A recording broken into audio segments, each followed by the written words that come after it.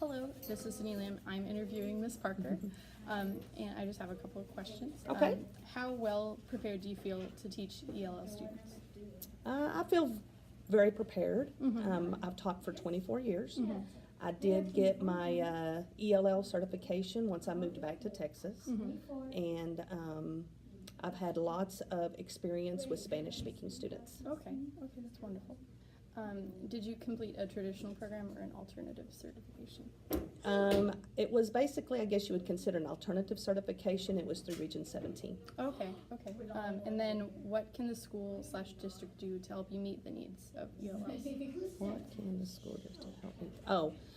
I think the best thing that they can do is be prepared for those students, but then also take into account their cultural backgrounds, so that you are able to make those connections and those relationships with those kids, so that then they are then ready to take those risks as they enter your classroom in order to feel comfortable trying to speak with you in English, and so that then they can be successful in the classroom.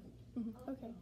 And then, in your opinion, what are the characteristics of effective ELL programs? The characteristics of a successful ELL program is basically keeping what's best for the kids in mind, and not trying to move too fast for them, but to also challenge them at the same time so that they do feel successful. Okay, good. And then how many languages are represented in your classroom specifically? And in my classroom this year, everybody are English speakers, but I do have some students who are Spanish speaking. I do have one little girl that is from China, so she does, but her English is really improving. So, so I think Spanish and Chinese would probably be the two that we're dealing with this year. Okay. And in what ways are you providing effective instruction for ELLs? One of the things that I have done in the past for my ELLs, I'm not so much having to do it now, but in the past I've used these cards. I teach math, and in these cards I would have the students,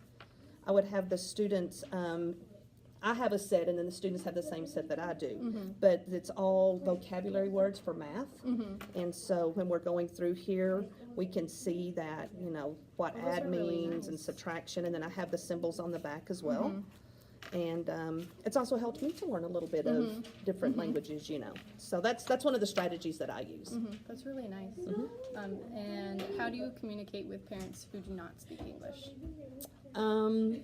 A lot of times I've used translators in the past, and one of the most effective translators I've ever used are the students themselves. Oh, really? And making sure, that they are communicating to their parents what I need to be saying, and then the kids can communicate back to me what their parents are saying as well. At one school district that I did teach with, we did have a certified bilingual assistant, and she was able to do a lot of our translations and stuff back for us. Anytime you deal with educational jargon, sometimes those words are kind of hard to come by for just a layperson like myself, but those people were very effective. Okay, that's good to have. And then finally, next year I'll be in my own classroom, and I was wondering if you had any recommendations that would help me to prepare to teach ELLs.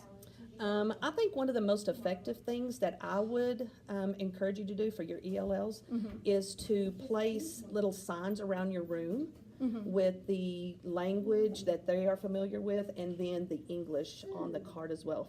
So like, for example, if you're talking about the door, you could have a little sign on there that said La Porta, and then you could also have something right with it that said door in English.